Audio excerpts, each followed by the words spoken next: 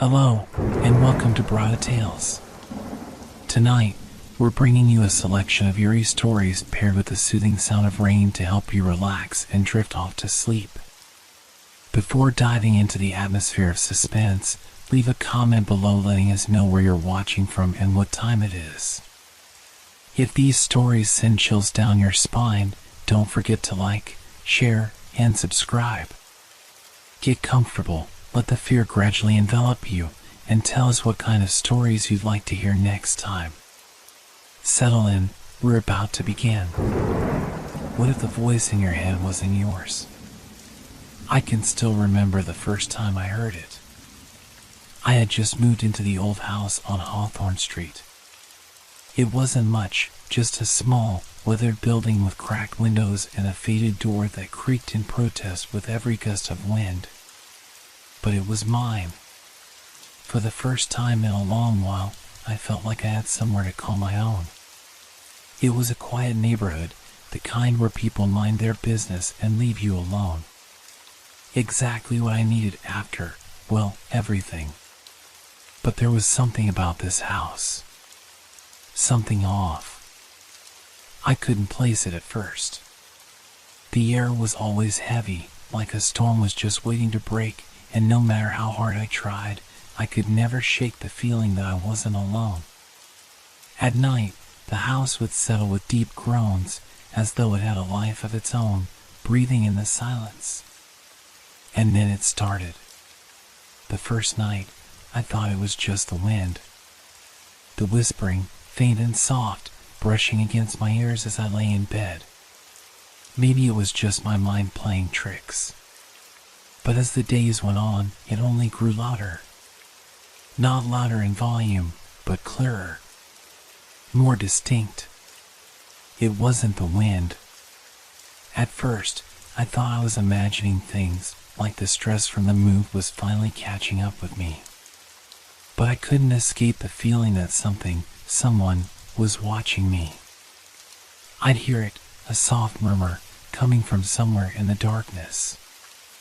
Always in the dead of night, when the rest of the world was asleep.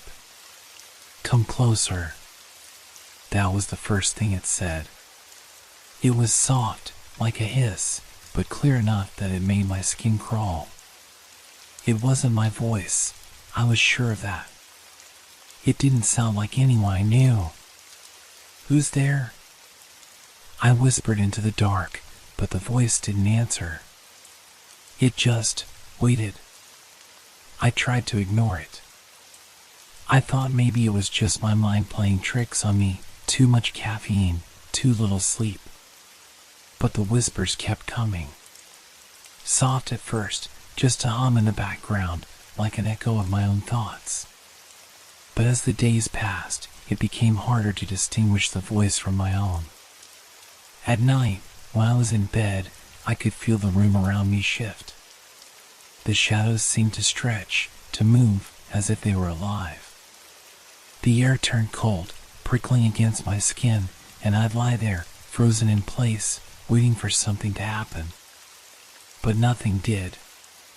And yet, I knew something was wrong. The whispers grew more insistent. More clear. I could hear my name now, faint but unmistakable. Eli. Eli. Come closer. I wasn't sure what to do. Should I confront it? Should I ignore it?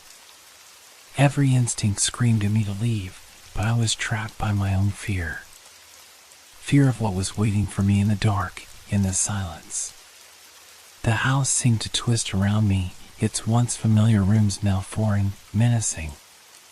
What was once a safe, quiet space had become a cage. My sanctuary had turned into something darker. And I felt like I was losing control. Losing myself. Please. I whispered into the darkness, almost pleading. Who are you? But the only response was a low, guttural sound, like a laugh, distant but close enough to make my blood run cold. You already know. My heart pounded in my chest as I lay there, staring at the shadows, at the places where I knew no one could be. But I couldn't escape the feeling that there was someone there, just beyond my sight. I tried to sleep, tried to push it away, but every night the whispers returned. Closer, louder, more persistent. And soon I began to wonder, was it real? Or was it just me losing my mind? What if the voice was a part of me? Something buried deep within, something I couldn't escape? I didn't know which was worse. The voice didn't stop. It kept coming back, night after night, until I began to question everything. What was real? What was just in my head? And slowly, it became harder to tell the difference. I had barely slept in days. It was becoming harder to tell the difference between reality and the whispers, harder to separate the sharp tang of fear from the everyday. The house no longer felt like home, it felt like a trap. Every creak of the floorboards, every draft that slipped beneath the door made my nerves flare. The quiet had become oppressive, suffocating. That night, I tried something different. I wanted to see if the voice would respond to me in a way that felt more tangible. Maybe I could confront it. Perhaps, if I spoke back, I could break the cycle. My mind was spinning, rationality slipping further away with each passing hour. I sat up in bed, the darkness thick and absolute, and spoke into the silence. "Who are you?" I asked, my voice shaky but louder than I had dared before. My words hung in the air like smoke, dissipating into the emptiness. At first, there was nothing. Just the same quiet, thickening the air around me. But then, the air shifted. I could almost feel it, an invisible pressure closing in on me, like the walls of the room were inching closer. The shadows twisted at the edges of my vision, and for a moment, I thought I saw something move in the corner of the room. A blur, a fleeting shape. My heart raced. "You're not alone, Eli." The voice came, but this time it wasn't a whisper. It was clearer, more distinct, and it chilled me to my core. I jumped, instinctively pulling the covers around me as though they could offer some kind of protection. I turned my head, looking around the room, but all I saw was the dim outline of the furniture and the darkened walls. Nothing there. But the voice, it had sounded like it was right next to me. "Who are you?" I asked again, more desperate this time. "What do you want?" A low chuckle reverberated in the dark, a sound that scraped against my nerves like fingernails on glass. "You already know what I want, Eli." The air around me seemed to ripple, like the sound waves themselves were distorting the space. I felt a pressure, a crushing weight in the room. The temperature dropped. Suddenly, the chill of the house cut through me, sharper than before. The room felt smaller, more confined, as though the shadows had grown thick enough to close in on me.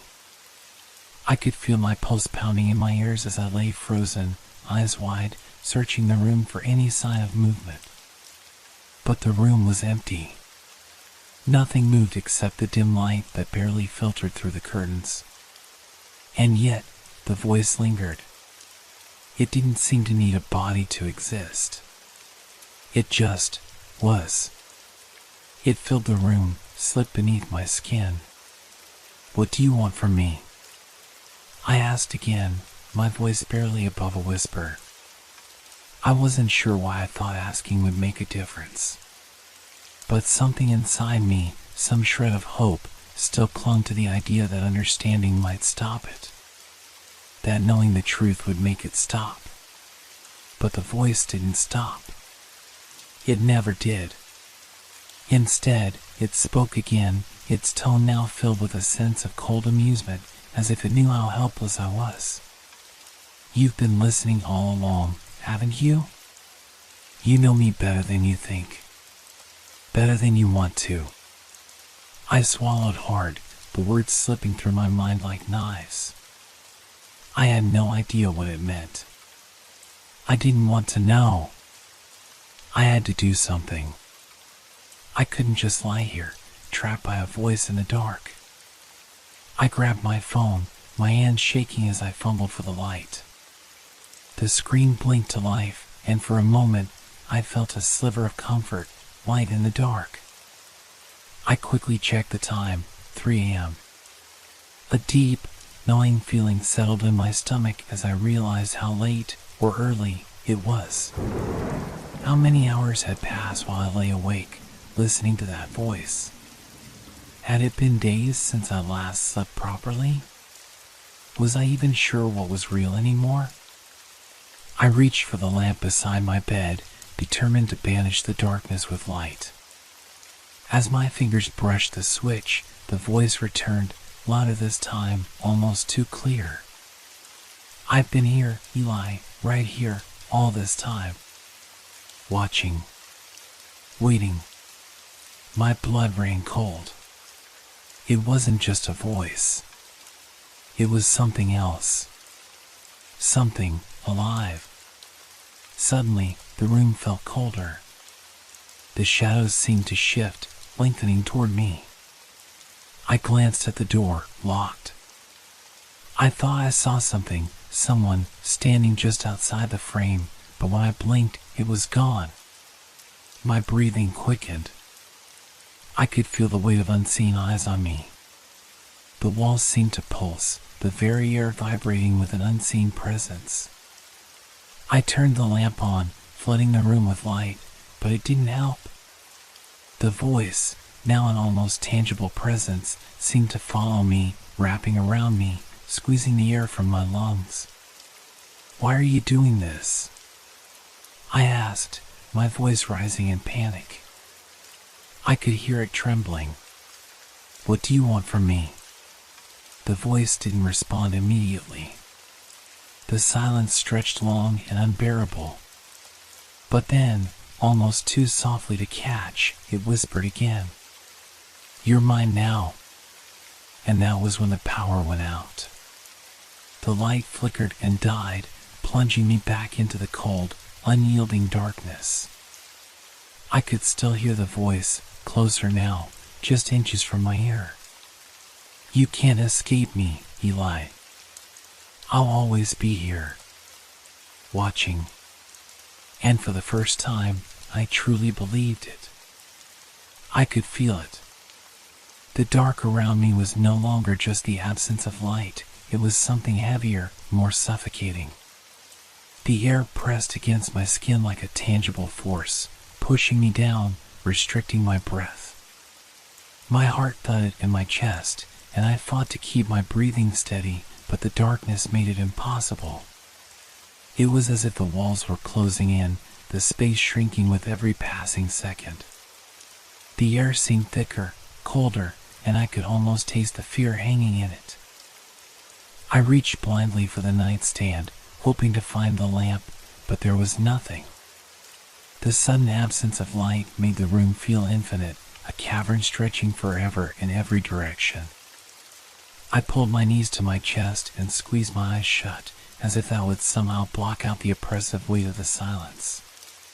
But it didn't help. The voice came again, a low, mocking whisper. "Don't you see, Eli? You can't hide from me. Not anymore." It was everywhere, that voice, circling me, sinking into my bones, making the hairs on the back of my neck rise. I couldn't tell if it was inside my mind or if it was coming from the walls themselves. Maybe both. Maybe it had always been there. I wanted to scream. I wanted to tear my hair out, claw at the walls, anything to make it stop.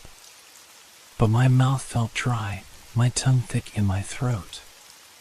Instead, I held my breath, waiting for the voice to say something more, anything more, something that would make sense of all this. But it was silent for a moment. Long enough for me to think that maybe, just maybe, I had imagined it all. that it was just the darkness playing tricks on me, twisting my mind into something it wasn't. Then I heard it again. A faint, almost imperceptible sound, footsteps. Soft, barely there. I held my breath, straining to listen, and the steps grew louder, clearer. 1, 2, 3, they moved closer, slow and deliberate. They weren't coming from the hallway, no. They were coming from inside the room, just beyond my bed. I could hear the creak of the floorboards. I turned, my eyes wide, but saw nothing. The shadows seemed to pull back into the corners, stretching away from me, as if they, too, were afraid of whatever was near. I had to get up. I had to move. I couldn't just sit here, paralyzed by fear, waiting for whatever this was to consume me. The fear wasn't just mental anymore. It was physical. It weighed me down, making my limbs feel like lead. Still, I reached for the edge of the bed and swung my legs over the side, feeling the cold touch of the floor beneath my feet. My breath was ragged, each inhale a struggle as if the air itself was fighting against me. And then I heard it again, a voice, clearer now, almost right behind me. "Look at me, Eli." I froze. My blood ran cold. I didn't want to look. I didn't want to turn around. But it was too late. The words had pierced through me, and now they commanded me. I turned slowly, my heart pounding so hard that I felt it in my throat. For a second, there was nothing. Just the same thick blackness, stretching out before me. But then, out of the corner of my eye, I saw it, movement. A shape, barely visible against the darkness, standing at the foot of my bed. It was tall, but featureless, nothing more than a shifting mass of shadow. But as I blinked, it seemed to change. The shape twisted and stretched unnaturally, like something trying to break free from its own form. And then it spoke again, this time its voice not a whisper, but a hiss. "Why do you resist, Eli? You cannot run from the truth." The air grew colder, and the shadows seemed to stretch further, wrapping around the room like tendrils. I backed up, instinctively, my mind racing. I had to escape. But where would I go? How could I run from something that wasn't bound by the laws of the world I knew? My head spun, dizziness flooding me, and I stumbled back until I hit the wall. I clung to it, hands shaking, my pulse hammering in my ears. I couldn't even tell if I was awake anymore. My entire sense of reality was fraying, unraveling, like I was sinking into a dream I couldn't wake up from. The line between what was real and what was not was blurring, and I couldn't tell what was happening anymore. Then I heard it again. The voice, but this time it was inside my head, as if it had taken root there. "Do you feel it, Eli? The darkness is inside you now. You've been listening. You've always been listening." It was like the voice was digging through my thoughts, pulling at everything, revealing all the things I had buried deep inside. Every doubt, every fear, every moment of weakness. I tried to fight it. I clenched my eyes shut, trying to block it out. But it didn't stop. It only grew louder. The shadows were closing in again, pressing against me, the cold biting into my skin. And then, just as suddenly as it started, it stopped. The room went silent. The shadows receded. The air warmed. For a moment, I thought it was over. I thought the thing in the darkness had finally left me alone. But then, out of nowhere, the voice came again, quieter now, softer, but more terrifying than ever. "You can't escape me, Eli. You never could." And then, everything went black. I couldn't move, couldn't breathe. The world around me vanished, leaving only the echo of that voice. When I awoke, I wasn't sure how long I had been unconscious. The darkness was gone, replaced by the familiar dim glow of early morning light filtering through the curtains. But the sense of disorientation lingered, as if the night had been nothing but a dream, one that clung to my skin, heavy and real. My body felt numb, like it had been paralyzed while I was asleep. I couldn't move my arms at first. I couldn't even open my eyes properly. But there, in the back of my mind, something shifted.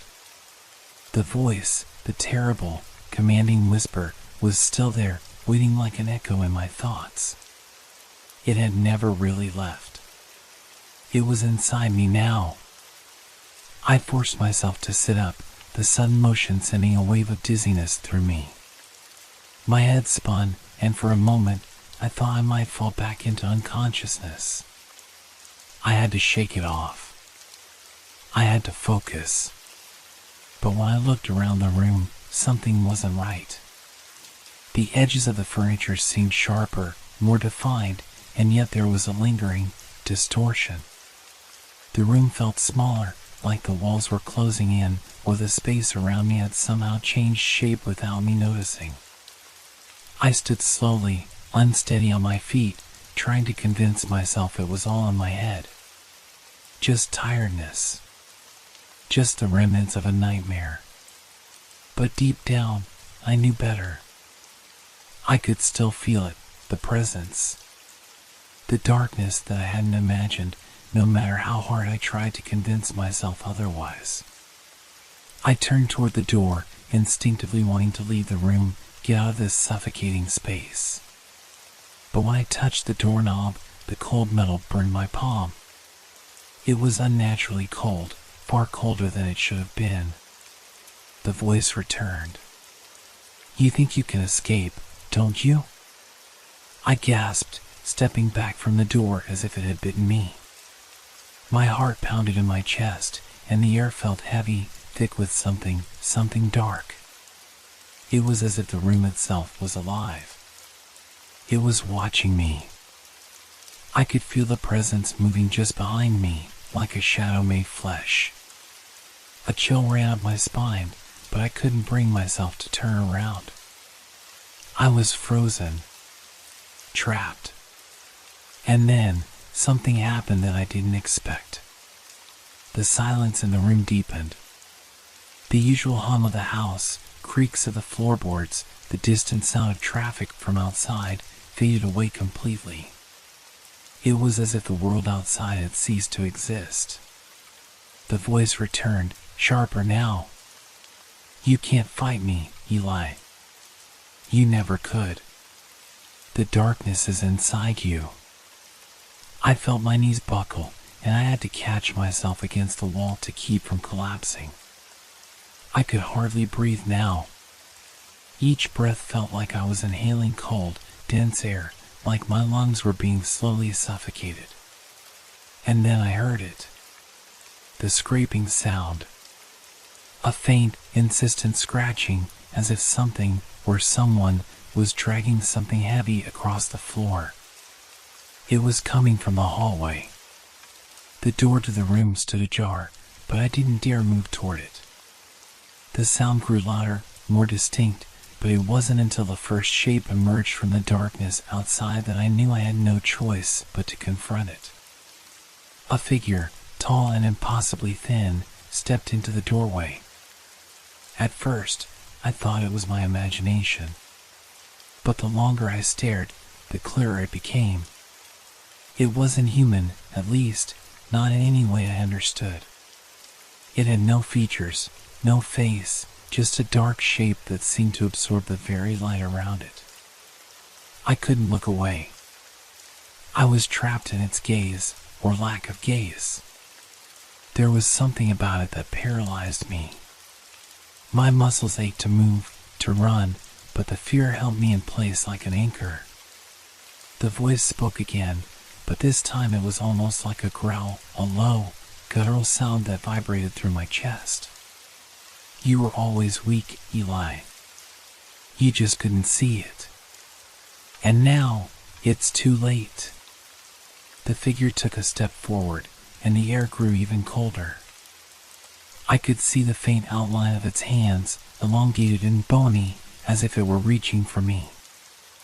I stumbled back, crashing into the dresser behind me. My breath hitched as I tried to control the panic rising in my throat.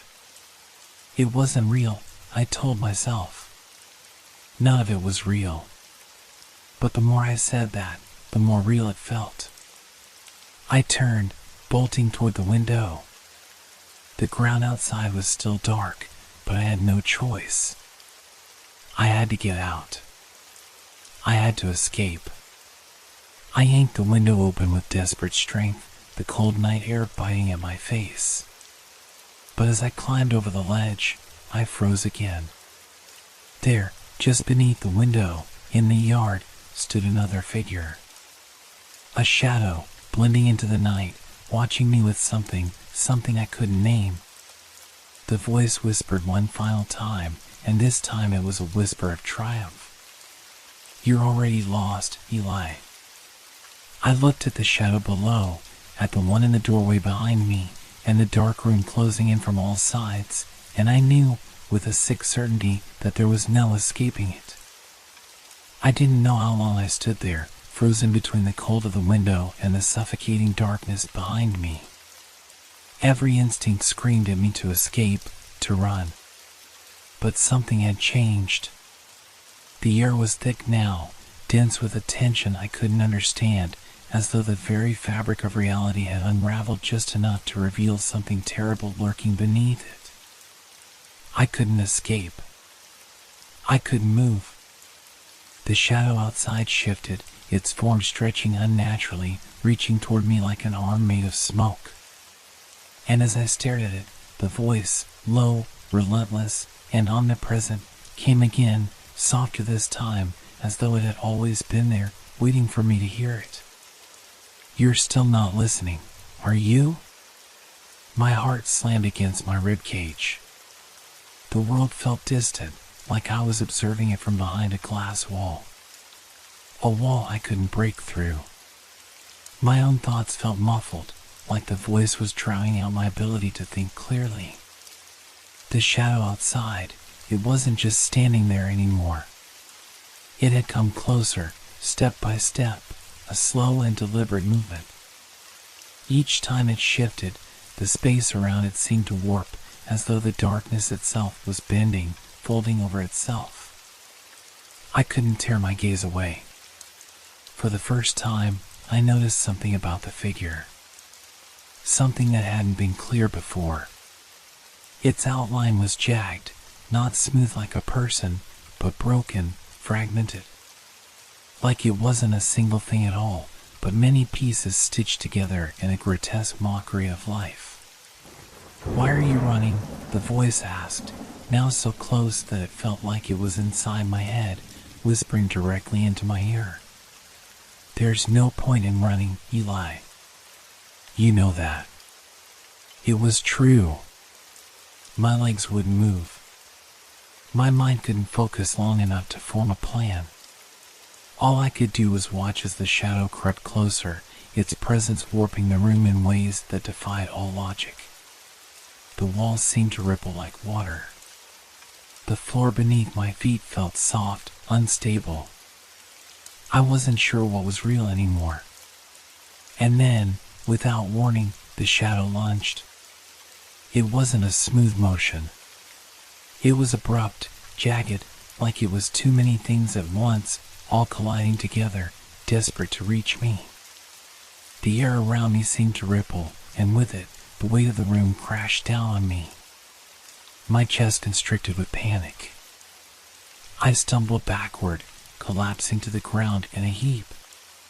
My hands scraped against the floor, trying to push myself up, but it felt like the very earth beneath me was pulling me back down.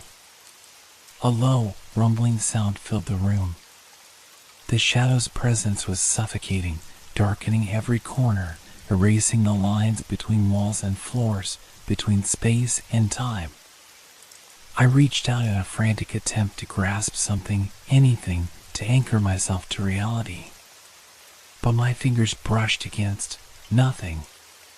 There was no furniture, no bed, no window. The room had vanished, replaced by a void, a darkness that swallowed everything whole. "Stop," I whispered, voice trembling. "Please, just stop." But the shadow didn't stop. It moved over me like a heavy fog, like something wet and cold that consumed every inch of air around me. The voice spoke again, this time no longer a whisper, but a low, guttural growl. "You can't stop it, Eli. You never could." I tried to scream. I tried to shout. But the sound caught in my throat, suffocated by the crushing weight of the darkness. I couldn't breathe. I couldn't see. I couldn't think. And just as I thought I might pass out from the overwhelming sensation of being utterly alone in the world, the figure loomed over me. Its shape was now clearer than ever, though I wished it hadn't been. It wasn't human. No, not at all. It was something else, something far older, far darker. Its body shifted like liquid shadow, with tendrils reaching out, flickering at the edges of my vision. But the worst part, the part that truly froze me in place, was its face. Or, rather, the lack of one. It was just an absence, a hollow space where a face should have been. An emptiness that pulsed, breathed in time with my own terrified gasps. And from within that darkness, I could hear it, the faintest sound. A laugh. A cruel, joyless laugh. "You still don't understand, do you?" The voice coiled around me, wrapping itself around my thoughts like chains. "You are part of this. You always have been." The darkness pressed in on me, tightening, until I felt as though I were being pulled into it. And in that moment, I realized something I hadn't fully understood before. This wasn't happening to me. I had been part of this all along. I had been trapped inside it. Inside my own mind. The voice was me. The shadow, it was me too. And just before I was swallowed entirely, before I was consumed by that void of nothingness, I heard the final whisper, no longer a voice, but a part of my own fractured soul, breaking free. "You'll never escape." And then, silence.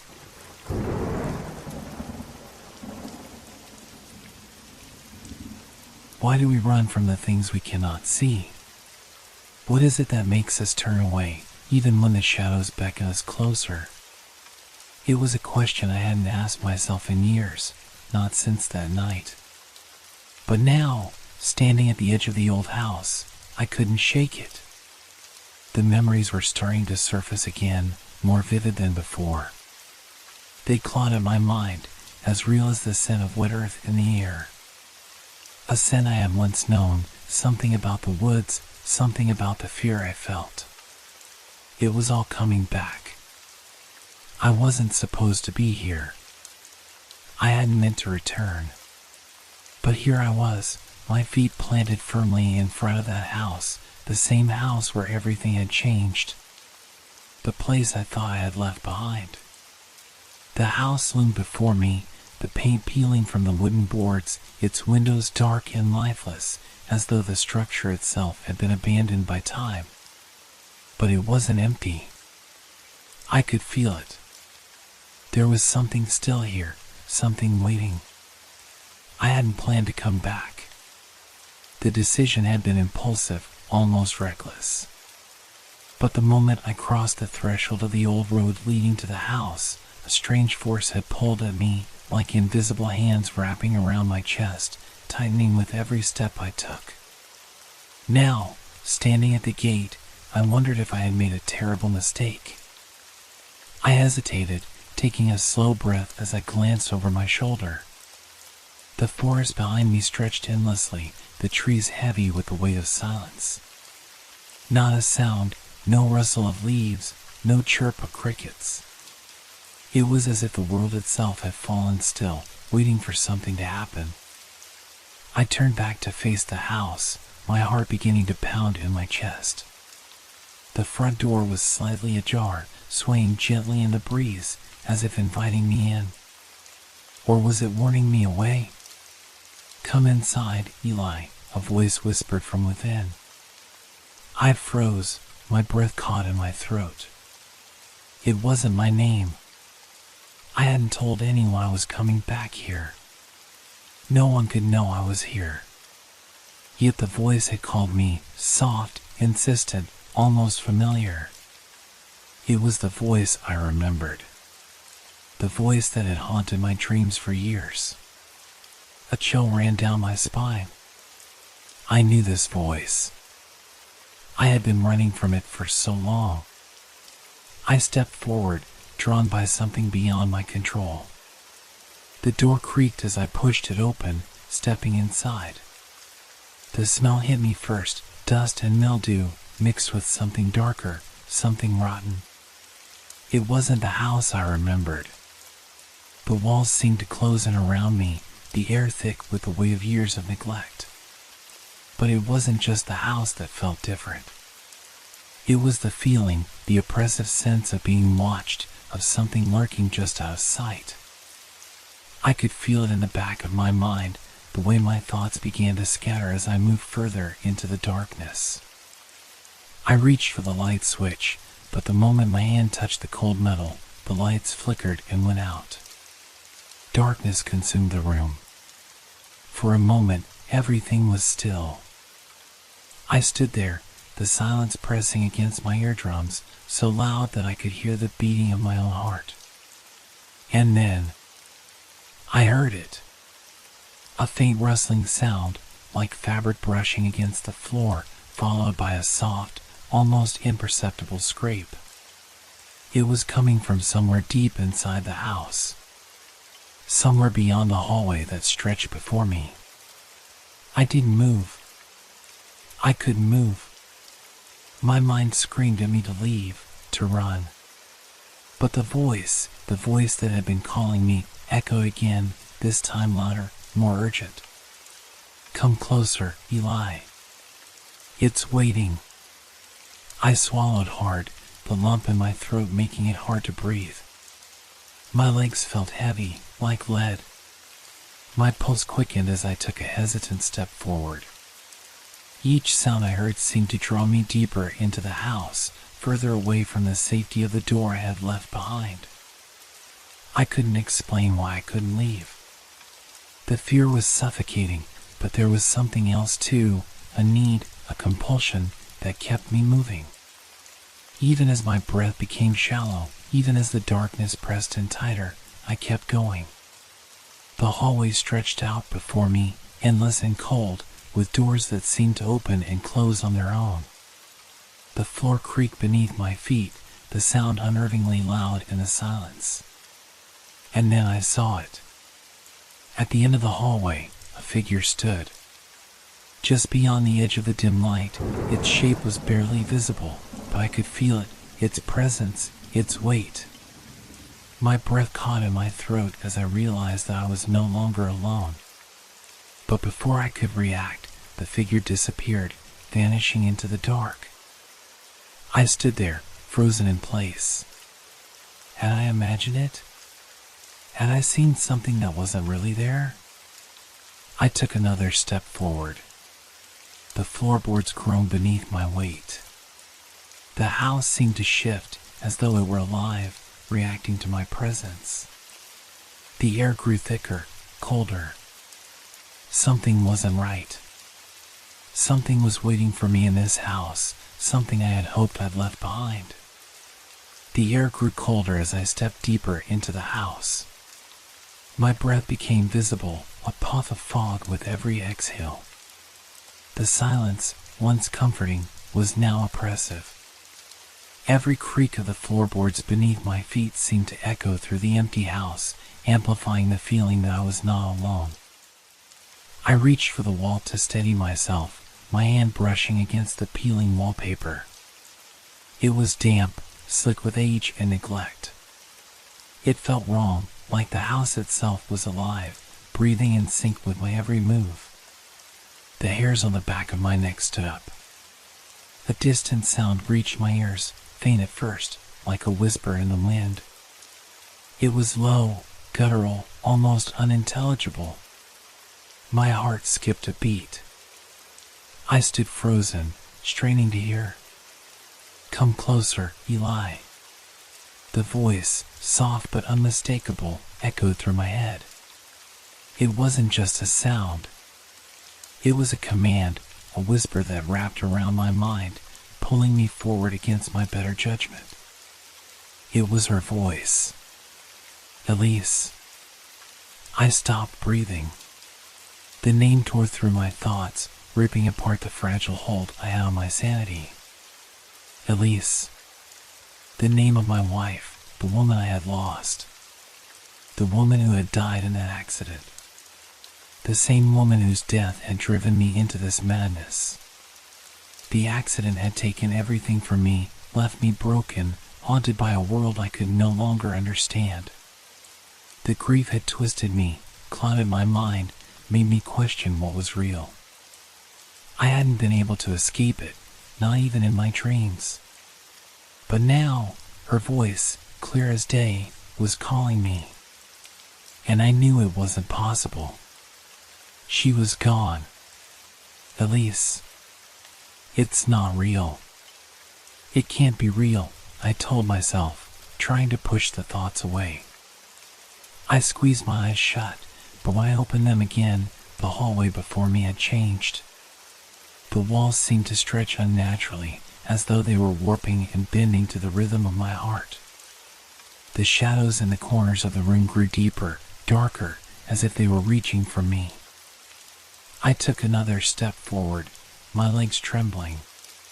The house felt smaller now, the air heavier. Each breath I took was labored, thick with the scent of decay. My stomach churned, the knot of fear tightening in my chest. I should have left. I should have turned around and never looked back. But the whisper came again, louder now. Eli, come back to me. My pulse quickened. The floor beneath me seemed to groan in response, as if the house itself was alive, yearning for my presence. The walls pulsed with a rhythm I could feel in my chest. The hallway stretched on, longer than it had any right to be, and at the far end, the shadow stood again. But this time, it wasn't just a shadow. I could see it now, its shape, its silhouette. It was human, or at least, it looked human. But something was wrong with it. The way it moved. Jerky, unnatural. It seemed to glide, but there was something off about it. Its face. I could barely make it out in the dim light, but what I did see made my stomach turn. It was an outline of a face, but it was wrong, twisted. The eyes, dark pits that swallowed the light, glistened with an unnatural sheen. The skin was pale, as if drained of life, and its mouth stretched in a grotesque grin. It was her, but it wasn't. A scream threatened to break free from my throat, but it caught in my chest, stifled by the choking fear that wrapped around me like a vice. My legs refused to move. Come closer, Eli, the voice whispered again, more insistent this time. Come back to me. I'm waiting for you.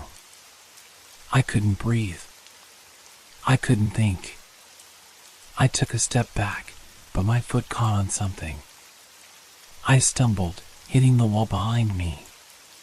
The sound of the impact seemed to echo in the empty house, bouncing off the walls, growing louder, more distorted. And then, the shadows moved. They stretched and twisted, forming into shapes that weren't quite human. They reached for me, long, skeletal fingers that scraped across the walls, leaving trails of black smudge in their wake. I looked down. The floor was beginning to crack, fissures spreading like veins through the wood. The darkness spilled through the cracks, creeping toward me. It's not real. It can't be real. I had to get out. I had to leave before it was too late. My mind screamed at me to run, to flee, but my body wouldn't cooperate. It felt like the house itself was holding me in place, suffocating me. "Elise, help me," I whispered to myself, the words barely escaping my lips. But the voice wasn't Elise anymore. It was something darker, something twisted. "No one can help you now." I whirled around, but there was nothing behind me. Just the same endless hallway, the same dark corners, the same suffocating silence. The whispers grew louder, blending with the sound of my own panic breath. My heart raced in my chest, a deafening thud that drowned out everything else. The walls closed in on me, and I knew that there was no escape. I was trapped. And whatever was in this house with me was getting closer. "Come closer, Eli," the voice murmured again, soft and sweet, laced with venom. "You're mine now." The darkness pressed in on me, and I could feel my chest tightening with every breath, each one more ragged than the last. My legs shook beneath me, but I forced them to move, stumbling back toward the entrance, toward the door I hoped still existed. The house seemed to bend around me, walls twisting, corners elongating, as though it was trying to swallow me whole. The shadows were no longer just shadows, they had substance now, tendrils of inky blackness that reached out, brushing against my skin like cold fingers, pulling me closer to the thing waiting in the hallway. I could still hear the voice, that sweet, terrible voice that had once belonged to Elise. But now it was something else. Something more sinister. "Eli, come back to me." The words, laced with an unholy urgency, reverberated through the walls of the house, creeping into my bones. My heart thundered in my chest, and panic surged through me, making my movements erratic and wild. I couldn't breathe. My mind swirled with 1,000 racing thoughts. None of them made sense, none of them were real. I had to escape. I turned and fled, but the hallway stretched out impossibly before me, becoming longer and longer, the exit nowhere in sight. I stumbled over the uneven floorboards, every step a fight to stay grounded. The house felt like it was moving, shifting under my feet, its very foundations alive with a malevolent energy. The whisper came again, this time not a murmur, but a scream. "Eli, don't leave me." The air grew heavier, thick with the stench of decay. My throat tightened, and I could taste the coppery bitterness of fear on my tongue. I had to keep going. I had to reach the door. I spun around, half expecting to see Elise standing there, but instead, the dark shape I had seen before was closer now, its twisted form writhing in the corner of my vision. It moved with unnatural speed, its movements jerky and wrong, like a marionette pulled by invisible strings.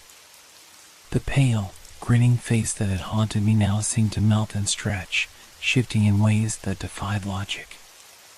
Its mouth opened wide, wider than should have been possible, and in the darkness, I could see something moving inside, a writhing mass, black and pulsating, as if the face itself was not flesh, but a mask hiding something far worse beneath. "Eli, I'm waiting for you." I couldn't take it anymore. My feet found the stairs, and I forced myself upward, each step a battle against my mind, against the house, against whatever was trying to pull me back into its grasp. The air was colder here, the darkness more suffocating. But I kept climbing, faster and faster, until I reached the top. I flung myself down the hallway, praying for an escape. My hands brushed against the walls, but they felt wrong. The once solid wood was now slick, soft, like it was made of wet clay, oozing beneath my fingers as I ran. The paintings on the walls, the ones I had noticed earlier, were no longer peaceful landscapes. Now they depicted grotesque scenes, twisted, monstrous faces, contorted bodies, and dark shadows that seemed to move within the frames. My mind couldn't process it. I wanted to scream, but no sound came out. I reached a door at the end of the hall. The handle was cold to the touch, and when I twisted it, it clicked open with a sickeningly loud sound that reverberated in the silence. My breath hitched as I stepped inside. The room was nothing like I remembered it. What should have been the guest room, familiar, comforting, was now a place of pure, unsettling horror. The walls were lined with mirrors, cracked and smeared with something dark, something thick. The air was fetid, heavy with the smell of decay and rot. But the worst part was the figure standing in the center of the room. It was Elise. No, it wasn't her, not really. The figure before me was wearing her face, but it was stretched, too large, too wrong. The eyes were empty voids, filled with swirling darkness that seemed to suck in all the light around them. Her mouth was a gaping hole, wide and jagged, split open in a grotesque grin. The body that stood before me was distorted, bent at impossible angles, as though it had been twisted and reshaped by some malevolent force. I could feel my stomach churn, my knees weakening beneath me. This was no longer grief. It was something worse, something that had crossed the line from nightmare into reality. Eli, don't be afraid. Come closer. Her voice, its voice, sounded so much like Elisa's, but it was wrong in a way that chilled my soul. My body refused to move, frozen in place by a terror that paralyzed me.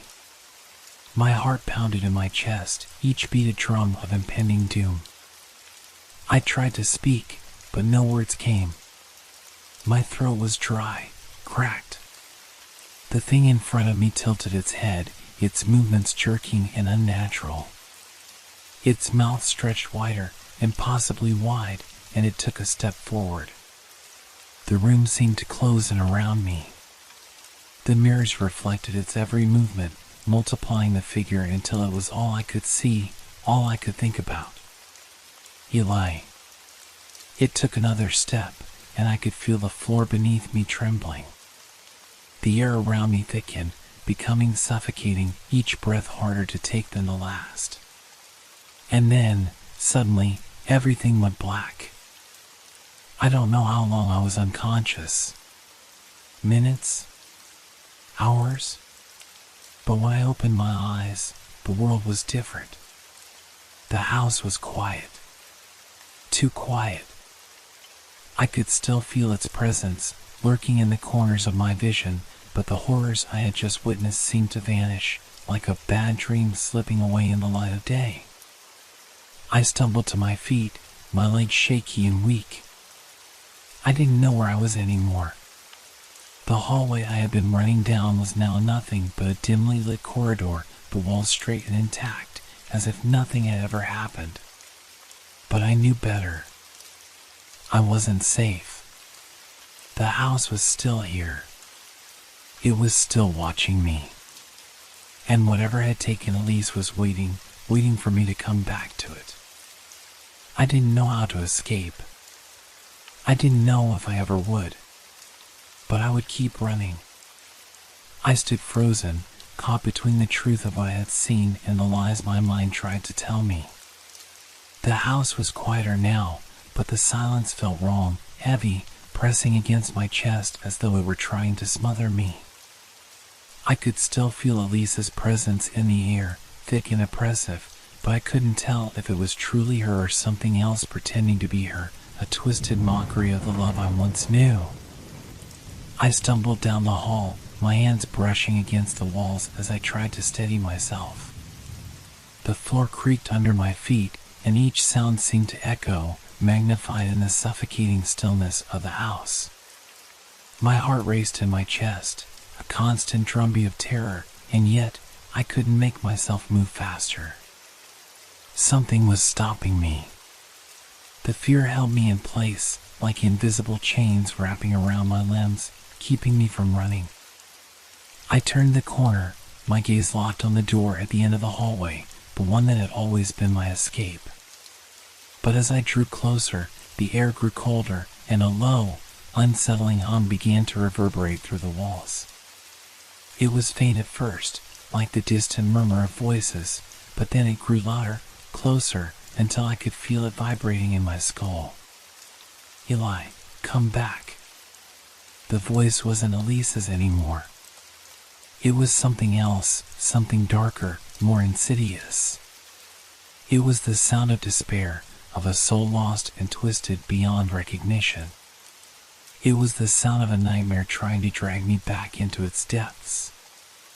I shook my head, forcing my body to keep moving, but my legs felt weak.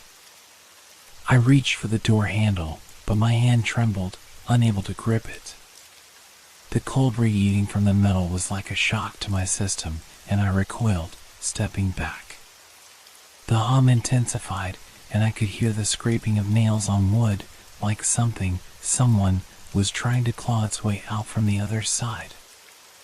I took a step back, my mind racing, but my body refused to obey. The house was changing around me again, bending and warping as though it were alive, adjusting to my presence. The walls seemed to close in, narrowing the space until I could barely breathe. Suddenly, the door swung open on its own, the hinges creaking loudly in the silence. My pulse spiked, and I froze. For a moment, I thought I saw Elise standing in the doorway, her face pale and hollow, her eyes empty and lifeless. But before I could even react, the figure vanished, replaced by darkness. The room beyond the door was now a void, a gaping black hole that seemed to swallow all the light around it. I couldn't breathe. I couldn't move. The fear was suffocating, clawing at my insides, making it impossible to think. The hum was still there, echoing in my skull, growing louder with each passing second. It was inside me now, a part of me, driving me to the edge of madness. Eli. I forced my legs to move, stumbling backward, but the house was no longer the familiar place I once knew. The walls twisted, the ceiling lowered, and the floor seemed to stretch beneath me, as though the house itself were alive, reshaping itself in response to my fear. The hum became a scream, a chorus of voices, all of them crying out to me in agony. The sound filled my ears, drowned out everything else, until I could hear nothing but the deafening roar of madness. I turned around, desperate to escape, but the hallway had changed. The walls were no longer straight, and the doors were no longer where they should have been. The familiar layout of the house had completely disappeared. It was as if the very fabric of reality had unraveled, and now I was trapped in a distorted reflection of my own mind. The whispers started again, voices I didn't recognize. Some were soft, pleading, others angry and accusing. They echoed from every corner, from behind the walls, from inside my own head. I couldn't escape them. I dropped to my knees, clutching my head in my hands, trying to block out the noise, trying to hold on to whatever shreds of sanity I had left. The floor beneath me was damp, cold, and I realized with a shock that I was sitting in a pool of water. It was rising, slowly but steadily, until it was up to my ankles. The sound of water lapping at the floor seemed to echo in the silence, mixing with the whispers. Eli. The voice was closer now, too close, right in my ear. I whipped my head around, but there was no one there. Only shadows, shifting, moving, watching. I couldn't tell if they were real or just figments of my imagination, born from the terror that was consuming me. But they felt real. I stood up, trembling, the cold water now up to my knees. I had to get out. I had to find a way out before the house completely consumed me, before I was swallowed by the darkness that had taken over. But as I turned to flee, I saw something that made my blood run cold. In the corner of the hallway, I saw her again, Elise. But this time, she was standing still, her back to me, her body unnaturally stiff. Her hair hung in matted clumps, and her clothes were torn like she had been dragged through the house. I couldn't see her face, but I could feel her eyes on me, even though I knew she wasn't looking at me. I took a step toward her, my heart pounding in my chest, but something stopped me. The air around her crackled with an energy I couldn't explain, and I knew instinctively that approaching her would be a mistake. Suddenly, she turned, and I saw her face. It wasn't Elise's face anymore. It was something far worse, something twisted and deformed, with hollow eyes and a mouth that stretched too wide, too grotesque. A smile that was not a smile at all. The house around me began to warp again, the walls buckling inward, the floor slanting. The whispers turned to screams, and I could feel the pressure of them pushing against my chest, suffocating me. I ran. I ran faster than I ever thought possible, my feet slipping on the slick, wet floor. The house was alive, a living nightmare, pulling at me, reaching for me. The darkness was closing in, and I could feel its cold fingers brush against my skin. I didn't look back, but I could still hear her. Eli. And I knew then that the house would never let me go. I didn't know how much longer I could keep running. My legs were heavy, my breath shallow, and the pounding in my chest felt like it might tear me apart. The walls of the house seemed to stretch farther away, warping as I fled, distorting into grotesque shapes, shadows that reached for me with fingers too long. The sound of water sloshing around my feet grew louder, a constant reminder of the suffocating pressure rising around me. The cold seeped into my bones, but there was no escape from it. I turned another corner, blindly, desperately. Every room was an echo of the last, every hallway stretched in ways that felt unnatural. No matter where I went, I couldn't seem to find the door that led out, the door that could break the cycle. It was as though the house had swallowed the world outside, trapping me inside its sickening grasp. I paused for a moment, pressing my back against a wall. My eyes darted around the room, trying to focus on something familiar, something real. But everything was wrong.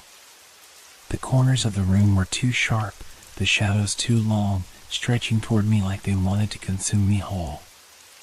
The hum of voices, no, not voices, screams, filled the air again, vibrating through the walls, through my very skull. I'm losing my mind, I thought. I have to get out. But what was real?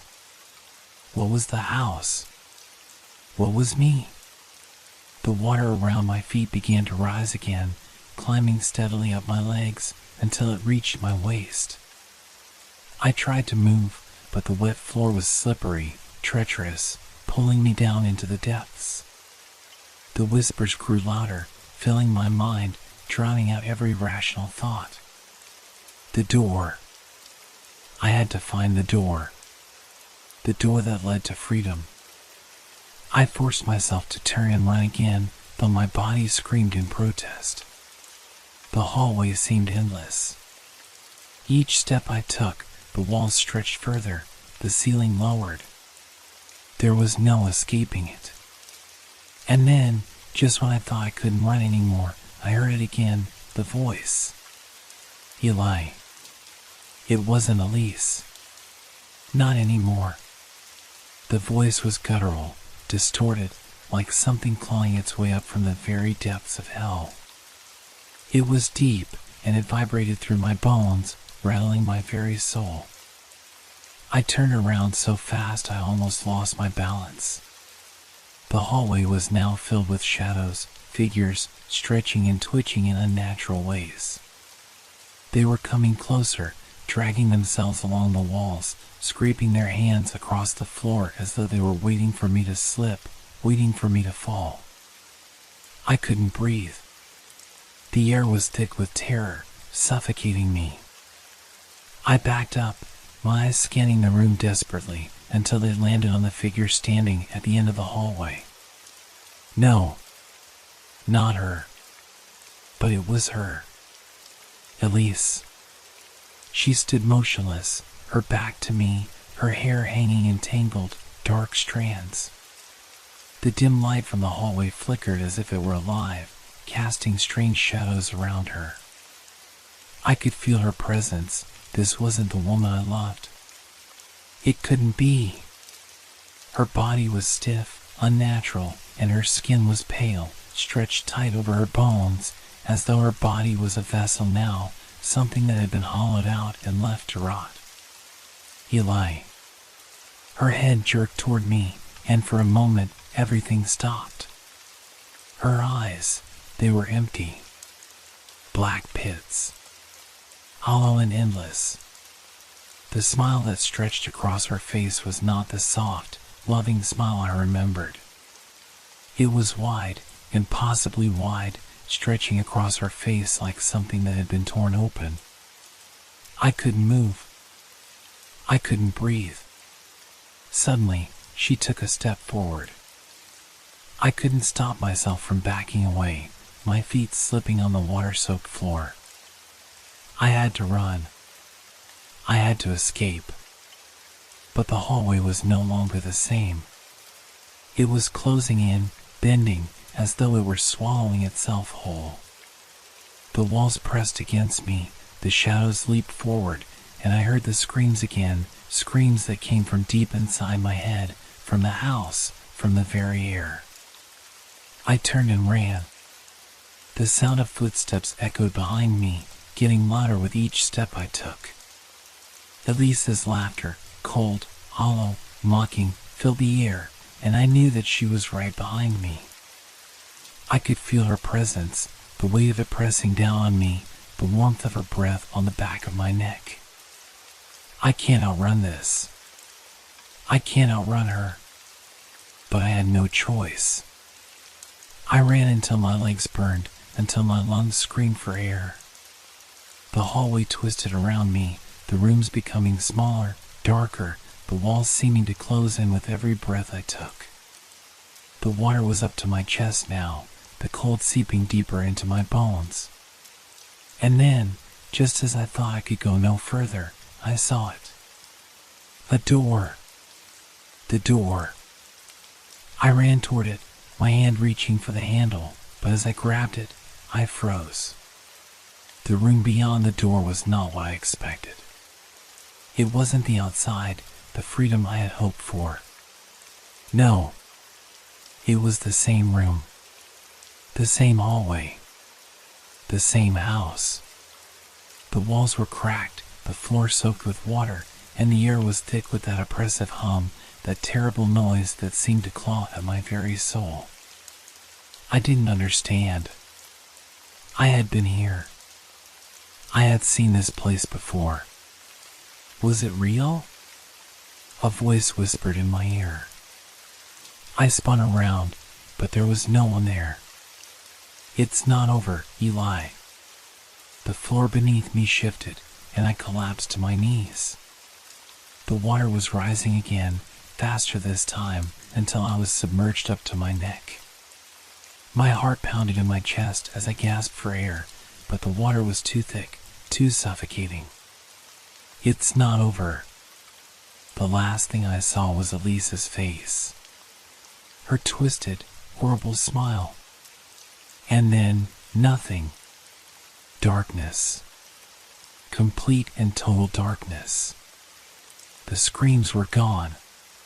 The house was silent. But the questions lingered. Had any of it been real? Was it a dream, a hallucination? Or was I truly trapped in the house, forever.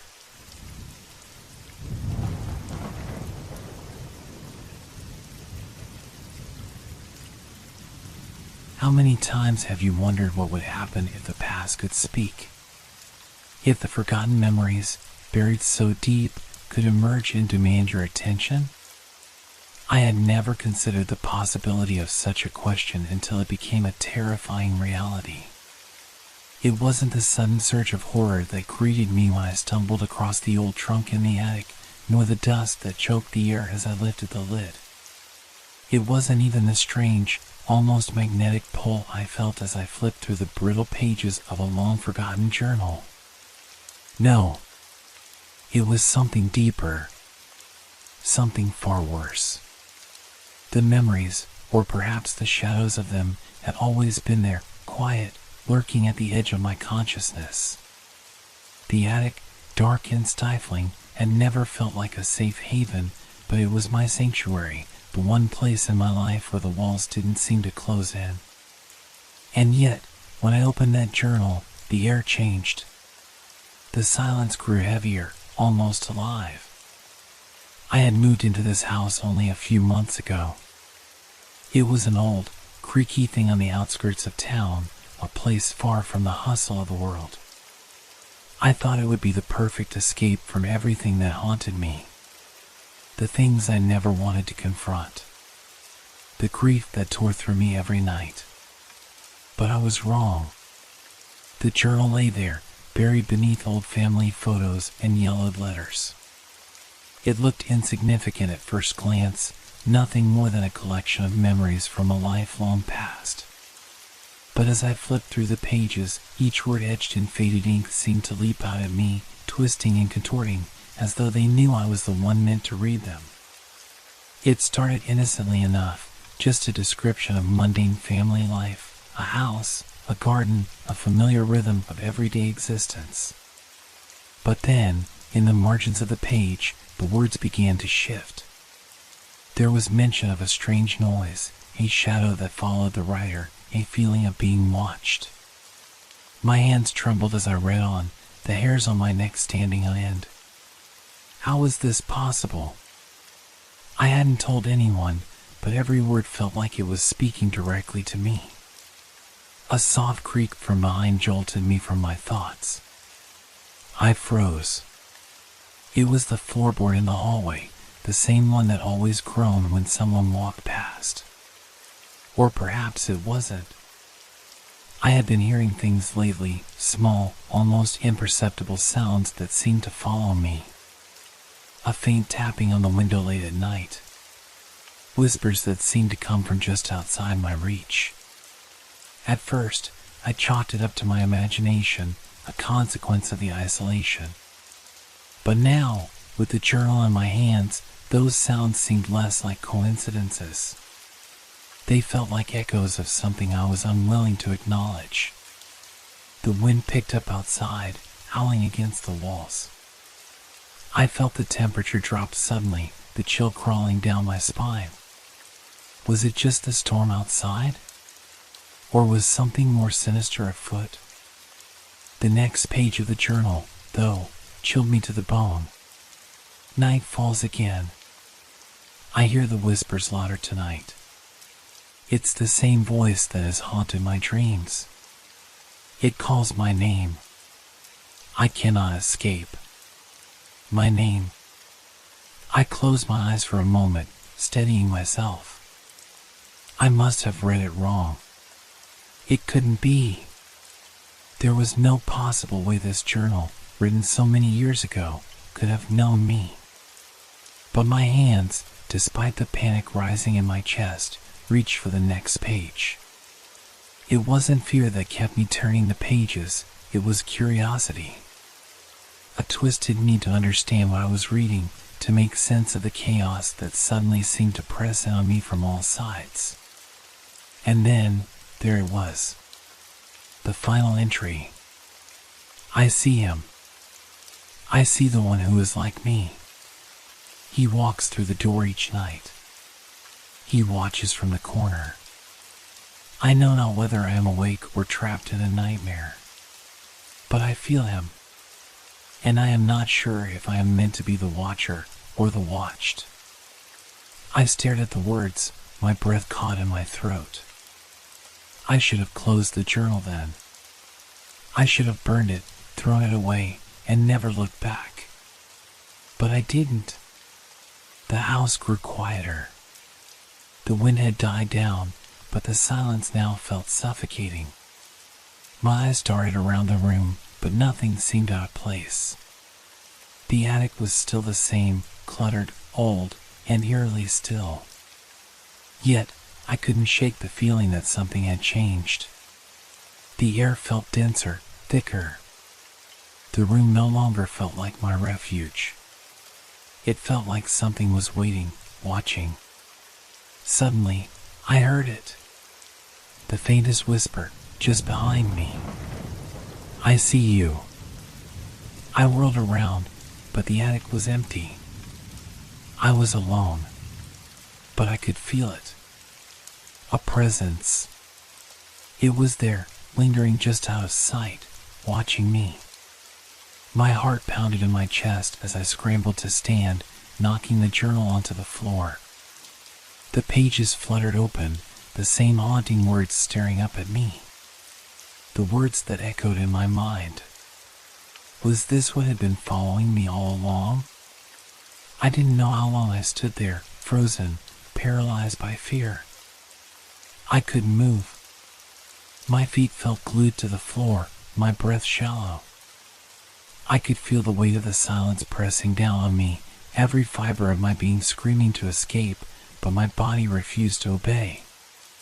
And then, in the stillness of that moment, I heard it again. A sound, barely audible but unmistakable. I see you, too. And this time, I knew it wasn't my mind playing tricks. It was real. It had always been real. The past had found me, and there was no way to outrun it. I ran from the attic, my heart racing.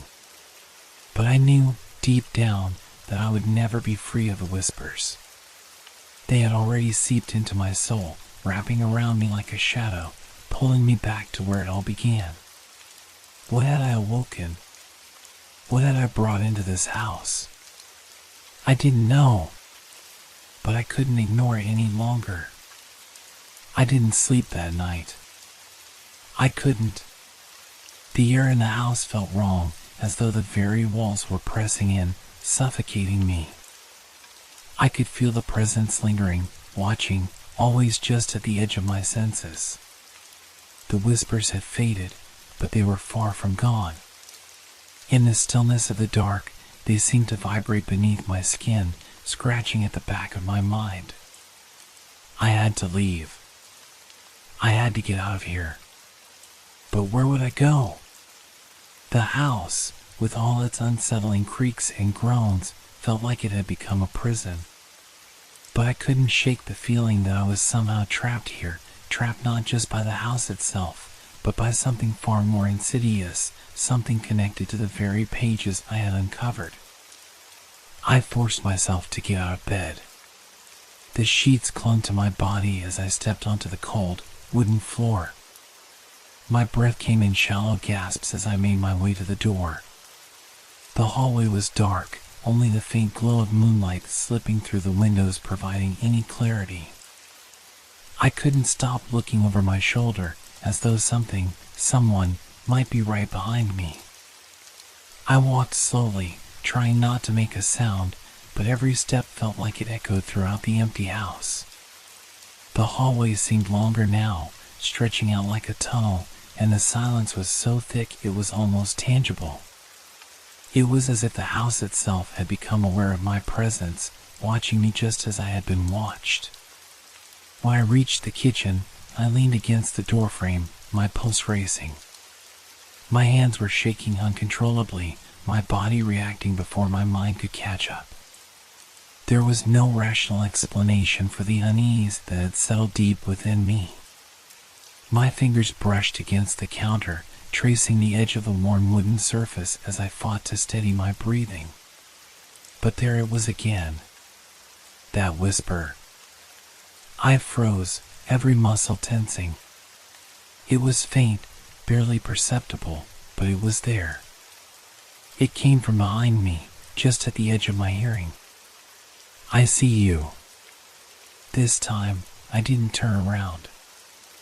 I couldn't. The thought of facing whatever it was that spoke those words made my stomach twist in knots. I wasn't sure what was worse, the idea of something being there or the possibility that I was losing my mind. My thoughts were interrupted by a soft knock.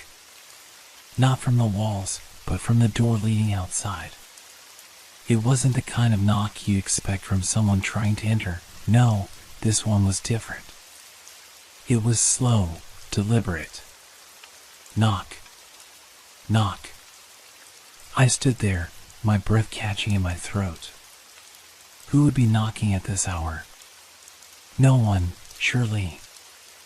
I hadn't told anyone where I was living. There were no visitors, no friends, no family. Just me and the unsettling weight of my own fears. And yet, the knock came again, more insistent this time. Knock. Knock. The hairs on the back of my neck stood up, the world narrowing into a tunnel of dread. I couldn't bring myself to move. I couldn't bring myself to open the door. Then, just as quickly as it started, the knocking stopped. But the silence that followed was worse. It was suffocating. I didn't know what to do, where to go, or who to turn to. There was nothing left but the feeling that I was on the edge of something I couldn't escape, something that had always been waiting for me. Something that had been drawn to me, just like the pages of that journal. I stumbled back toward the hallway, my breath coming in short bursts. As I passed the stairs, I glanced up. The attic door was slightly ajar. I hadn't left it open. Had I? No. It was shut when I left.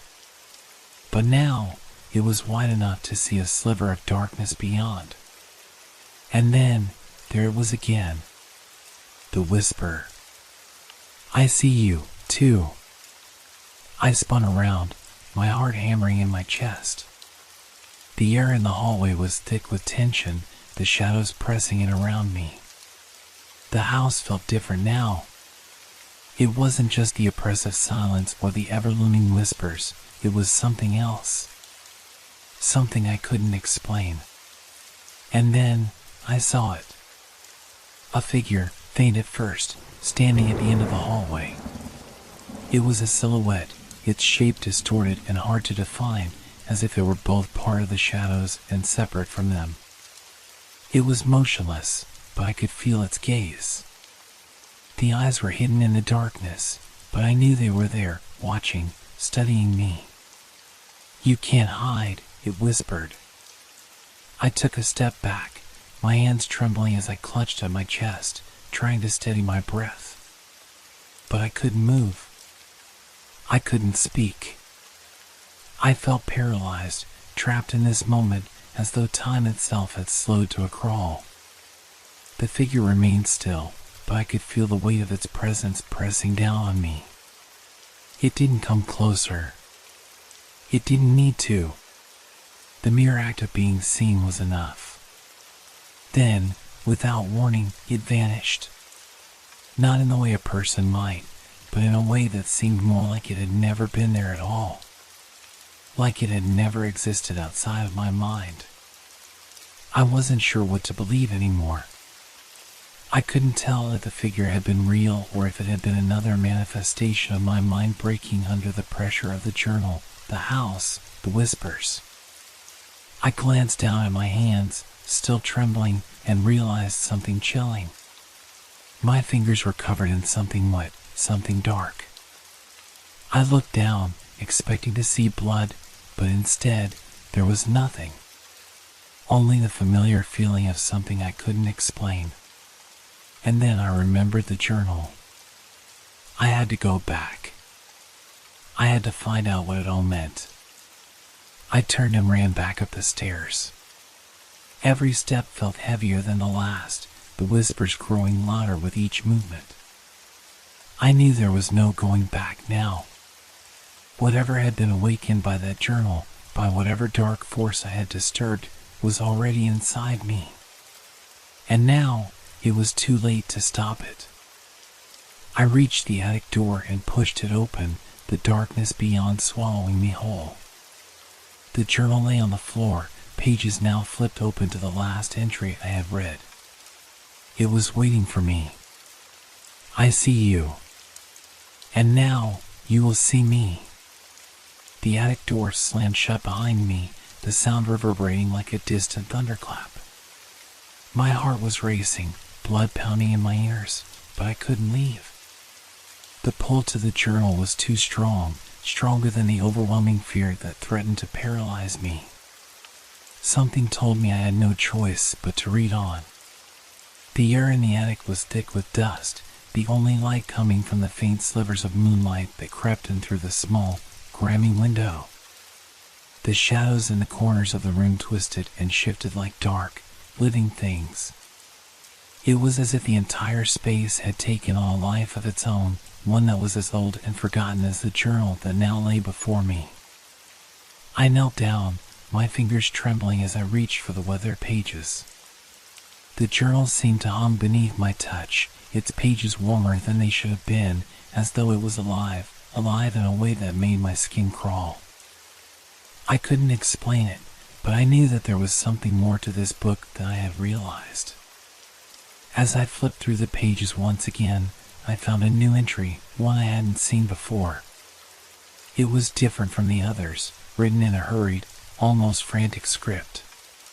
The ink was smudged, as if the writer had been trembling as they wrote. I see them now. They are here, watching. They are not from this world. They come in the night, slipping through the cracks in the walls, in the floor. I do not know what they want, but I know they will never leave. They have marked me. They have marked me just as they marked her. The words burned in my mind, and I felt a cold sweat break out across my skin. Her? Who was the writer talking about? The journal was from decades ago, and yet the words felt like they were written for me, meant for my eyes, warning me of something that I could no longer deny. I could feel the presence in the room, the weight of it pressing down on me. It was as if the walls themselves were breathing, and I was trapped inside their silent rhythm. My hands clenched around the journal, my mind screaming for answers, for some sort of relief. But there was no relief. Not yet. I glanced around the attic, my eyes scanning the dimly lit corners. The shadows seemed to grow deeper with each passing second, stretching and shifting in unnatural ways. The temperature had dropped again, and I could see my breath forming in the cold air. And then I heard it. A soft scraping sound. It was faint at first, almost imperceptible, but it grew louder with each passing second. It was coming from the far corner of the attic, just behind the old wooden trunk. My pulse quickened. I knew I had to look, but every instinct screamed at me not to. I took a hesitant step forward, my feet dragging against the creaky floorboards. The scraping continued, like nails dragging across metal. Closer. Closer. The air around me grew heavier, suffocating. The shadows seemed to press in, swirling together, forming something more solid. My breath caught in my throat as the scraping stopped, replaced by a new sound, a faint, wet breathing. The kind of breath that feels too close, too intimate. I spun around, but there was nothing behind me. Just the darkness. The suffocating, oppressive darkness that seemed to close in on me from every direction. I see you, came the whisper again. It was a voice this time, soft, almost gentle, but impossibly clear. I could feel the words like a cold breath on my neck. I couldn't move. My limbs were frozen, paralyzed by the voice. I wanted to scream, but my throat was tight, constricted. I could only stand there, heart hammering in my chest, as the shadows in the room seemed to gather, becoming more solid, more real. And then, I saw them. Eyes. Thousands of them. They were everywhere, hidden in the shadows, watching from the walls, from the corners, from the floor. I could see them now, tiny pinpricks of light, glowing faintly in the darkness. Each one staring at me, unblinking, unrelenting. There were too many of them to count, and they were closing in. I tried to scream, but no sound came. The eyes in the dark continued to watch, silent and waiting. "You are the one," the voice whispered again, and this time I could feel it coming from all around me, echoing in my skull. I stumbled back, my feet slipping on the cold floor, but I couldn't escape the gaze of those eyes. They were everywhere, inescapable. The attic, which had once been a refuge, now felt like a tomb, a place where I was both the observer and the observed. "You opened the door," the voice hissed. "Now, there is no going back." Panic surged through me. I had to get out. I had to leave before they. But before I could take another step, the shadows shifted. The figure that had been watching me earlier reappeared, this time more solid, more real. Its shape was still distorted, its form twisted and inhuman. It was taller than any person I had ever seen, its limbs long and spindly, its body obscured by the darkness that clung to it like a cloak. Its face, if you could call it a face, was nothing but a blur of shifting shadows, with only two burning eyes staring down at me. "You have seen too much," it growled. I wanted to run, but my feet felt rooted to the floor. The figure began to move toward me, its long fingers reaching out, slow and deliberate. The air grew colder, my breath shallow and ragged. I knew, deep down, that whatever it wasn't human. It was something that had existed long before the house had been built, long before the journal had been written. It was something ancient, something that had been waiting, watching. "You will never leave," it whispered, its voice a chorus of distorted voices, each one layered on top of the other. I backed away, but I couldn't escape. The shadows closed in, the eyes watching, the figure looming. It was no longer a question of if they would take me, it was a matter of when. And in that moment, I realized the terrifying truth. The house, the journal, the shadows, the eyes, they weren't separate things. They were all part of the same entity, the same curse that had followed me here. And now, it was too late. The walls were closing in. The whispers grew louder. And the figure reached for me, its fingers grazing my skin. And then, darkness. I woke up in darkness, my body stiff and sore as though I had been lying on the cold, unforgiving floor for hours. My head throbbed, and my mouth tasted of metal, the remnants of fear and panic still clinging to me like a second skin. Slowly, I managed to push myself up, but my legs buckled beneath me, and I had to catch myself on the wooden floorboards. My heart was racing, and for a moment, I thought I could still feel the cold breath of the shadow figure on my neck, but there was nothing. Only silence. I was no longer in the attic. The oppressive darkness had shifted, replaced by a faint, unnatural glow. The air was thick, but not with dust.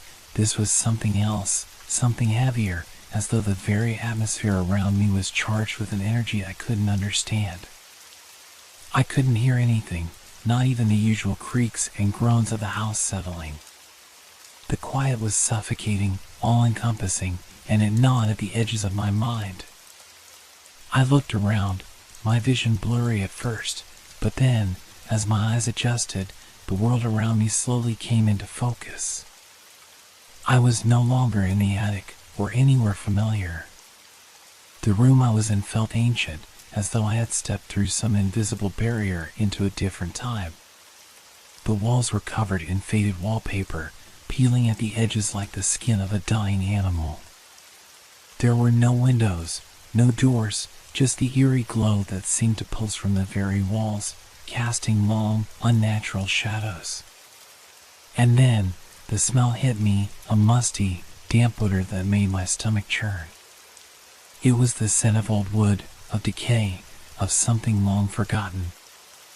I took a shaky step forward, and my foot landed on something soft, something that made my pulse spike.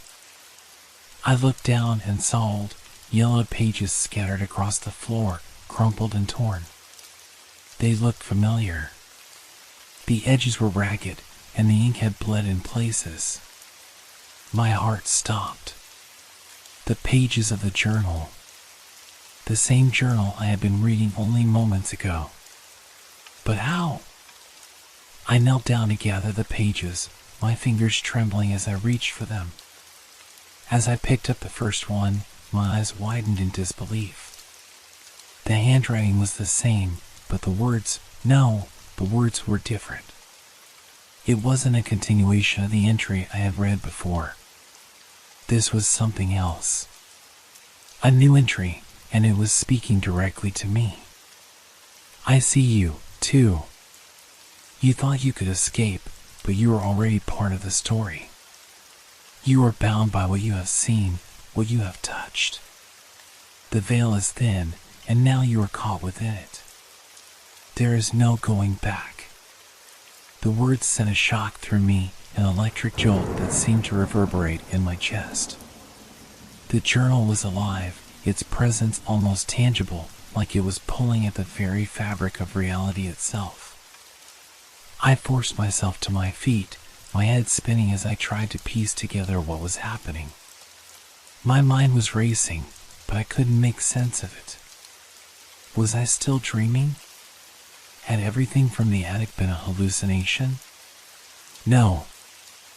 I knew it wasn't. The sensation of the figure's cold fingers, the whispers that had echoed in my ears, it had been too real, too vivid. I had crossed a line. There was no turning back now. The walls seemed to close in around me as I stumbled backward, my eyes searching for something, anything, to anchor me to this reality. But the more I looked, the more the room began to shift, the edges warping and distorting as though the very space itself was unraveling. I saw glimpses of other places, flickers of other times. A forest at twilight, a vast, empty landscape of dry earth and cracked stone, a small room filled with shadows. All of them bled together, merging into one chaotic blur. And then, something else appeared. A figure. It was tall, cloaked in a tattered, flowing garment that seemed to ripple with an energy I couldn't understand. Its face was hidden, shrouded by a veil of darkness. It moved towards me with slow, deliberate steps, its presence overwhelming. It was as if the air itself thickened, becoming heavier, more oppressive. For a moment, I froze, my breath caught in my throat, but I couldn't look away. I didn't want to look away. The figure seemed familiar. I didn't recognize it in the way I knew people, but there was something about it, something that tugged at the deepest corners of my memory. A feeling I couldn't shake. The same feeling I had when I first touched the journal. The figure came closer, its movements smooth, gliding like a shadow. I opened my mouth to speak, but no sound came out.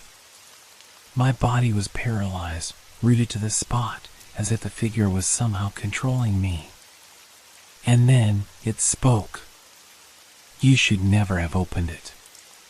The voice was low, almost a growl, but there was something hypnotic in it, something that made my chest tighten. The words echoed in my mind, reverberating like a distant thunderclap.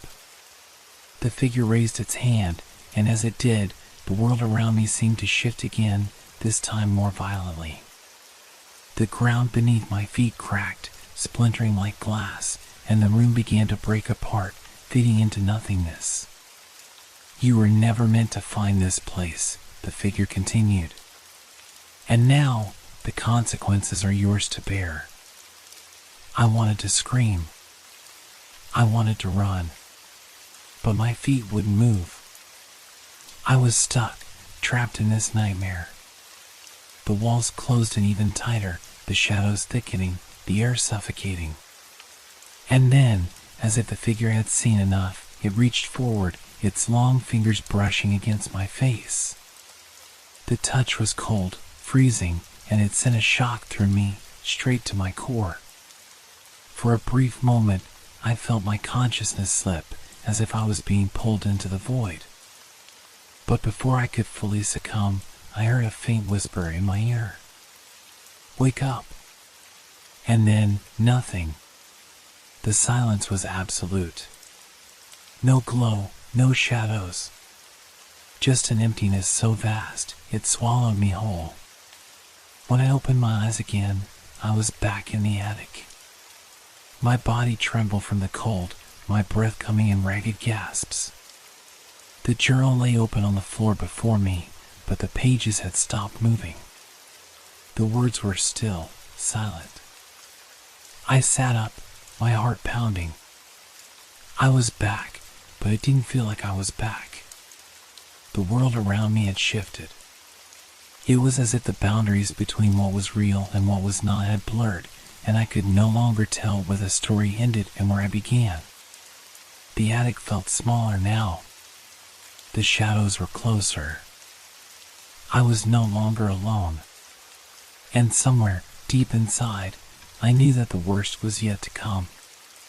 The air in the attic was suffocating, thick with dust and a heavy, unsettling sense that something had changed. I could feel it, something in the space, the atmosphere, had shifted. The once familiar surroundings, the walls, the floor beneath my feet, now felt foreign, alien. Like I had stepped into a place that wasn't meant to exist. I tried to stand, but my legs were weak, trembling as though they were no longer my own. I gripped the floorboards for support, my fingers pressing into the rough, splintered wood. The house seemed to creak in protest, the very structure groaning as if it too were resisting some unseen force. For a moment, I dared to believe that it had all been a dream, a waking nightmare. But the journal was still there, its cover worn, its pages yellowed, lying before me as if it had never left. The words, the strange handwriting, were etched into my mind like a brand. But it wasn't just the journal that felt wrong. The silence. It wasn't the usual stillness of an old house settling. It was deeper, more oppressive, like a vacuum that had consumed all sound. I held my breath, straining to hear anything, any sign that I was not completely alone in this place. Nothing. And then, I felt it. The faintest shift in the air. A movement just at the edge of my perception. I turned, my eyes scanning the shadows in the corners of the attic, but there was nothing. No figure, no shape. Yet, I knew something was there, watching me. I could feel it in the pit of my stomach, a gnawing sensation that clawed its way up into my throat. Panic. Unmistakable, unrelenting panic. I glanced down at the journal again. The words on the page were starting to shift, as if they were rearranging themselves. Letters blurred, then formed new shapes. New sentences. I couldn't make sense of them at first, but as they began to focus, I could read the chilling message. You are the last to remember. The veil cannot be undone. Not for you. I recoiled, backing away from the journal as if it were a dangerous animal. My mind screamed for clarity, for logic, but there was none. This wasn't something I could explain away. The shadows in the room seemed to lengthen, stretching out like fingers, creeping toward me, curling around the edges of the space. I wanted to run, but I felt rooted in place, as though the very air itself was keeping me trapped. My eyes flicked to the far corner of the attic, where the darkness was thickest. At first, I thought it was just the shadows, but then it moved. A figure, tall and thin, its outline blurred by the shadows, stood just at the edge of my vision. The figure was motionless, yet I could feel its presence, the weight of its gaze, the coldness of its form. I tried to force myself to look directly at it, but my eyes wouldn't cooperate, refusing to acknowledge what was in front of me. It was like a reflex, an instinct to turn away from the thing that terrified me the most. But the figure did not move. It just stood there, silent, waiting.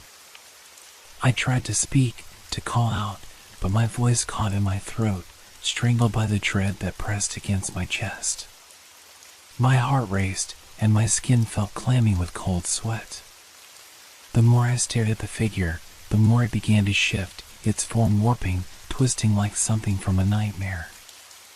The edges of the shadows blurred and flickered, and I swore I could see faces, distorted, screaming faces, emerging from the dark, only to vanish when I blinked. I turned away quickly, my mind spinning with 1,000 thoughts, but the weight of their presence lingered in my bones. I couldn't breathe. I couldn't think. "You are not alone." The whisper came from behind me, a voice that slithered into my mind, twisting my thoughts like a knife through my skull. It wasn't a voice I recognized, yet it felt like it was calling to me from the deepest, most hidden corners of my memory. The words echoed, not just in the room, but inside my mind, vibrating my very core. I spun around, my breath coming in ragged gasps. Nothing. But then, the air changed. It thickened. The room seemed to close in on me, the walls shifting, folding in on themselves like a collapsing paper structure. The once familiar attic was now something else, something not quite real, not quite here. The light, the faint glow that had filled the room, began to flicker, casting erratic shadows that danced along the walls. The journal, too, began to hum, a low, vibrating sound that seemed to emanate from the pages themselves, vibrating through the floor, through the walls, through my body. I stumbled back, my mind grasping at anything to hold on to. The journal was the key. It had to be. I had read its pages, I had opened it, and now I was trapped in whatever world it had created. I looked down at it again, my eyes scanning the pages frantically. The words were moving again, but this time they seemed to change faster, swirling like smoke. I could barely keep up. The letters blurred, twisted, rearranged into an unreadable mess. But then I caught one final line.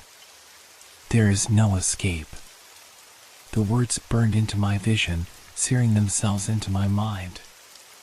My breathing was shallow, panic rising like bile in the back of my throat. I needed to get out. I needed to leave this place. But the door, where was the door? I turned, my heart thundering in my chest, but there was no door. The attic was closing in around me. The walls were narrowing, the ceiling descending. The shadows were thickening, pressing in from all sides. And then, I heard it, the sound that sent ice flooding through my veins. A soft, rhythmic tapping. It started slow, like the sound of fingers tapping against wood. But it grew faster, louder, more insistent. The tapping came from behind me, and despite every fiber of my being telling me not to look, I couldn't stop myself.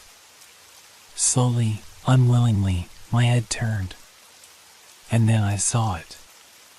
A figure, tall, blackened, and misshapen, standing just beyond the edge of the shadows. Its face was obscured by darkness, but I could feel its eyes on me. Cold. Empty. It was smiling. But it wasn't a smile I recognized. It was a grin, twisted and hollow, a grin that made my stomach churn. The figure took a step forward, and the floor beneath me groaned as though the house itself was buckling under its weight. My mind screamed, my body screamed, but all I could do was stare, paralyzed by the terrifying presence before me. And then, with a sound like breaking glass, the world shattered. The walls collapsed, the floor splintered, and everything, the shadows, the figure, the journal, began to spiral around me, pulling me into the vortex of madness. The light flickered one last time, and then nothing. Just silence. A silence so deep, so absolute, that I felt as though I had been swallowed by it entirely. And then I woke up. But was it really waking? I couldn't tell anymore. The world felt different now. Distorted. The veil had been torn. But I wasn't sure if I had escaped it or if it had only just begun.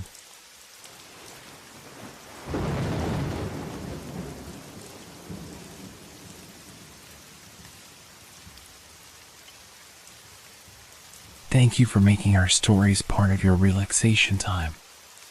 We hope they brought you a sense of peace and transported you to a world of fantasy and mystery. If you enjoyed the stories, feel free to leave us a review. Your feedback inspires us and helps us make the content even better. Now, unwind to the calming sounds of rain and thunderstorms, which will continue to set a tranquil mood. Let these sounds carry you gently into the realm of dreams. Don't forget to like our page if you haven't yet. Wishing you a restful night's sleep. Relax, rest well, and good night.